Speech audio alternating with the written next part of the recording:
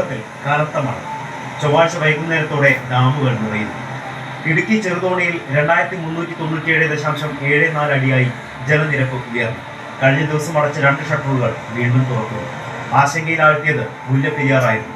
വൃഷ്ടിപ്രദേശത്തും മുല്ലപ്പെരിയാറിലും കനത്ത മഴ, നിർത്താതെയുള്ള പെയ്ത്ത്. ഇതുവരെ തുറക്കേണ്ട സാഹചര്യം ഇല്ലാതിരുന്ന മുല്ലപ്പെരിയാർ ഡാമിൽ ജലനിരപ്പ് 139 അടിയിലേക്ക് എത്തി. പരമാവധി 142 അടിയാണ്. ഇന്ന് ചൊവ്വാഴ്ച രാത്രി 9 മണിക്ക് മുമ്പായിട്ട് പുഴയുടെ 2 സൈഡിലും താമസിക്കുന്ന ആളുകളെ സുരക്ഷിതമായിട്ടുള്ള ക്യാമ്പുകളിലേക്ക് മാറ്റി പാർപ്പിക്കുന്നതിനുള്ള ഒരു നടപടികൾ ജില്ലാ ഭരണകൂടം കൈക്കൊള്ളുകയാണ്.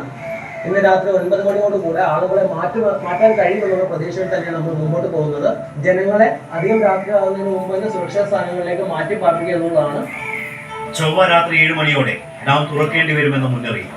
ജാഗ്രതാ നിർദ്ദേശം. പെരിയാറിന്റെ തീരത്തുള്ളവരെ മാറ്റി പാർപ്പിക്കാൻ തീരുമാനം. കുടുംബങ്ങളെ മാറ്റി പാർപ്പിക്കും. രാത്രി 9-നും 9:30-ക്കും ഇടയ്ക്ക് ഷട്ടറുകൾ ഉയർത്താമെന്ന് ധാരണ. മാറ്റിപ്പാർപ്പിക്കൽ തീരുന്നില്ല.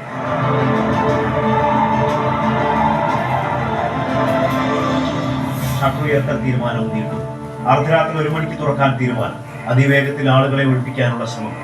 1:45-ന് തുറക്കാമെന്ന് ധാരണ. ഒടുവിൽ പുലർച്ചെ 2:30 മുല്ലപ്പെരിയാർ ഡാമിന്റെ ഷട്ടറുകൾ തുറക്കും. ഇടുക്കി ഡാമിലേക്കും പെരിയാറിലേക്കും വെള്ളത്തിന്റെ കുത്തൊഴുക്ക്. ശേഷം കേരളം കണ്ട മഹാപ്രളയത്തിന്റെ കാഴ്ച.